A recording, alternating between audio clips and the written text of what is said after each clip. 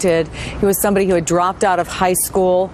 His friends say that after that, even for the 5 years that he was in and out of community college, he started to break away from them. He had had some problems with drugs. He did get arrested once, although it was a misdemeanor. Had it been a felony, he would not have been able to buy the gun that he used.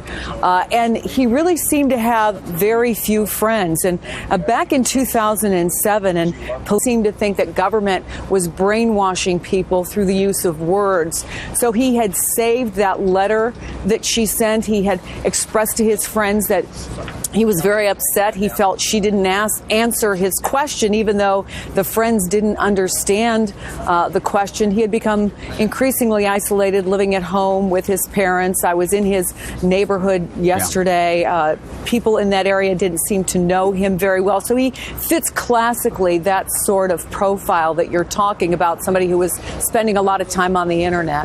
All right, Chris, thank you. More, Chris, what can you tell us?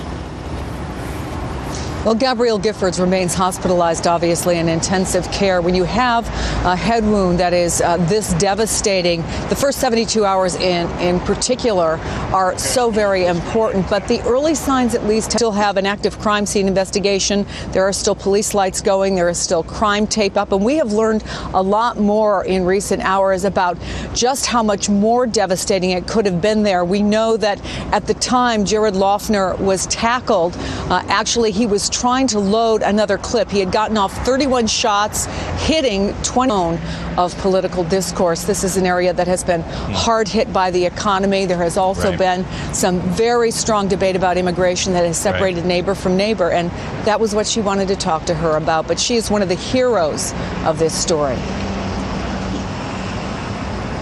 All right, Chris Jansing in Tucson for us. We know you'll have more.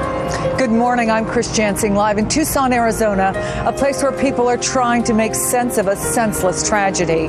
6 people are dead, 14 hurt, and a nation scarred after a shooting rampage outside the Arizona grocery store behind me. The nation will pause just an hour from now to reflect on this tragedy. President Obama will lead the country in a moment of silence at 11 o'clock Eastern.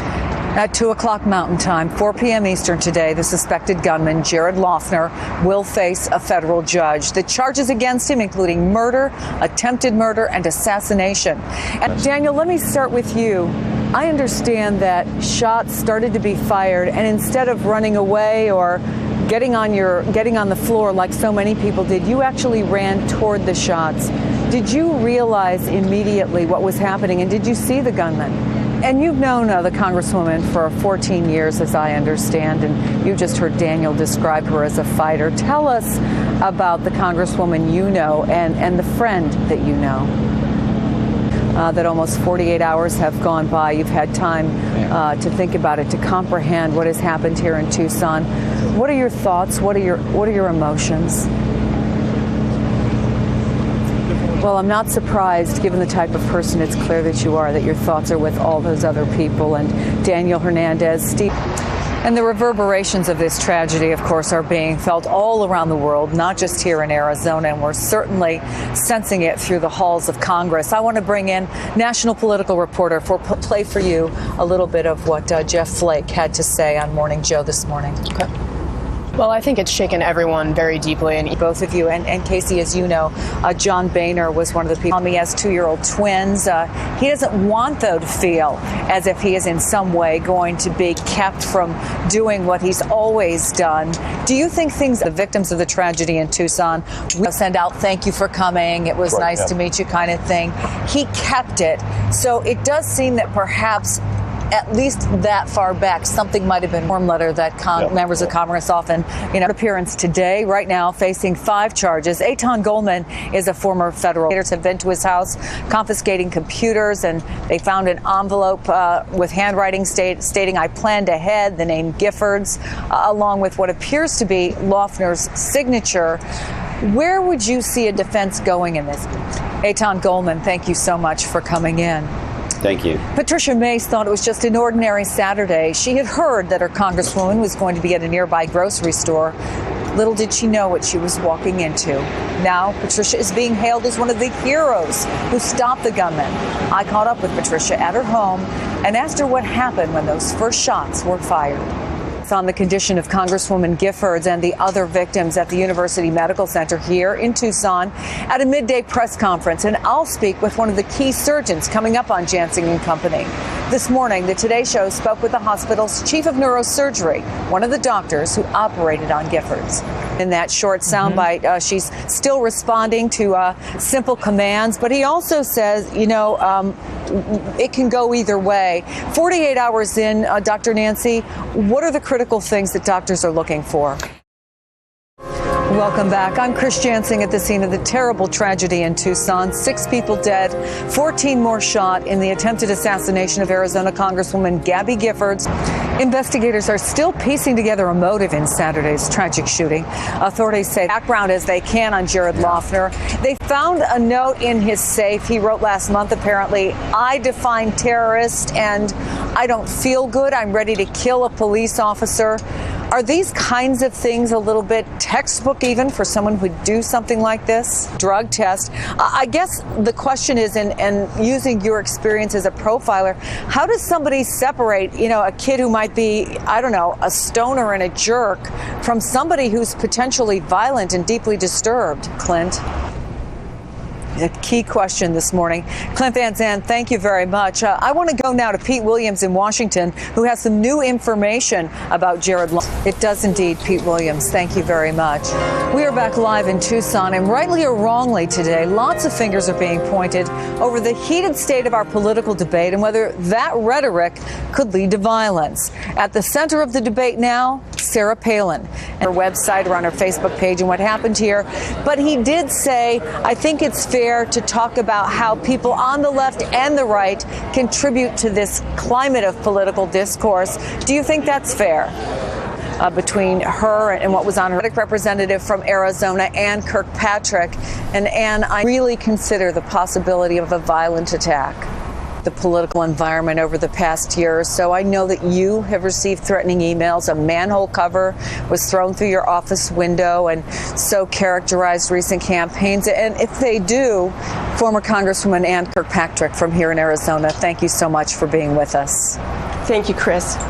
Now, there is still no definitive word on whether this was a violent act that was politically motivated, but the crime has sparked this debate about political climate in this country, questions being raised about whether the kind of violence we saw this weekend was, in a way, almost inevitable. NBC's Lake Los Angeles for us, and more special coverage. Just a few moments ago around the country, in Washington, here in Tucson, elsewhere, a moment of silence was held for the victims of the tragic shooting. Gabrielle Giffords is in critical condition this morning, but doctors say she has been responding to commands. Dr. Peter Ree is one of her doctors, and he joins me now. He's been very kind in keeping us all updated as so many people across the nation are watching the Congresswoman's progress. Thank you very much. More details are emerging this morning about the suspected gunman in Saturday's shooting. He is expected in court 4 p.m. Me now, Philip Rucker, national political reporter for The Washington Post. And thank you so much for joining us. And you wrote a piece that takes us through about the safety of public officials. Pennsylvania Congressman Robert Brady does plan to introduce legislation very much. One resident here in Tucson, Patricia Maish, thought it was just an ordinary Saturday, but little did she know what she was walking into. Now she's being hailed as one of the heroes who helped stop the gunman. I caught up with Patricia at her home, and I asked her what happened when those first shots were fired. Tucson, Arizona, doctors treating Congresswoman Gabrielle Giffords say they have been very pleased by her progress, although she is still in critical condition. I'm joined now by NBC. I was able to speak with Dr. Ree, who's been doing some of the updates, and they really are in. Dr. Nancy Snyderman, thank you so much. You've been great in helping us to understand what's ahead for her. You bet. At the top of the hour, we'll hear more from a live update at that hospital. Still 10 people there trying to recover from this tragedy, although a lot of folks say it could have been worse. The events in Tucson have brought out some unlikely heroes, and Richard Louie has a look at these folks. Richard, under the most difficult of circumstances. Thank you for bringing that to us, Richard. And I just want to bring to your attention what's going on right across Tucson. I'll see you back here tomorrow, 10 a.m. Eastern, live from Tucson with the latest on this investigation. Thomas Roberts picks things up next from back in Tucson to talk about the developments that we've seen. Chris, I want to start out first with what we're expected to see of Loughner in court today. This is just Yes, it is. It's just procedural, but it is the first court appearance that he will have. It is in federal court in Phoenix. It's the first opportunity we may have to see him. We don't know whether our cameras will have our opportunity to capture him. He will be formally charged. Then formal charges have been filed against him here. There are also charges that we expect to be filed. We learned today from the prosecutor in Pima County here. They will be for the others, and perhaps you could also see additional state charges, sort of repetitive charges on these 5 counts. So the prosecutor has answers for the defendant. Chris, have we heard anything about who's going to be defending? Yeah, what a tough case, right? I mean, when you look at the evidence that is against him, we learned for the first time today, Thomas, that actually the surveillance camera there at the Safeway captured the shooting. Obviously, we haven't seen that, but they have that evidence. They, of course, have all the eyewitnesses. They have the people who tackled him. But we're told that, considering it strongly, is Judy Clark, somebody who's been in front of these tough cases before. She defended Timothy McVeigh, the Unabomber, Susan Smith. She obviously will probably be facing the possibility of a death penalty. There's a lot of speculation that a defender would go for an insanity defense, but also that they would set themselves up potentially for a penalty phase.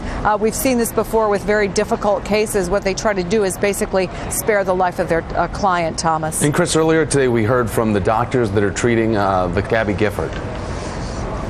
Yeah, I actually talked to Dr. Ree today, her doctor, and I mean, this really is, they've called it a miracle, but against odds, she can still do that. So they are optimistic for her recovery. They are slowly taking her out of sedation, and day by day, as they watch her very closely, they'll learn more about her condition, Thomas. And Chris, I also understand that Arizona Governor Jan Brewer expected to give her State of the State.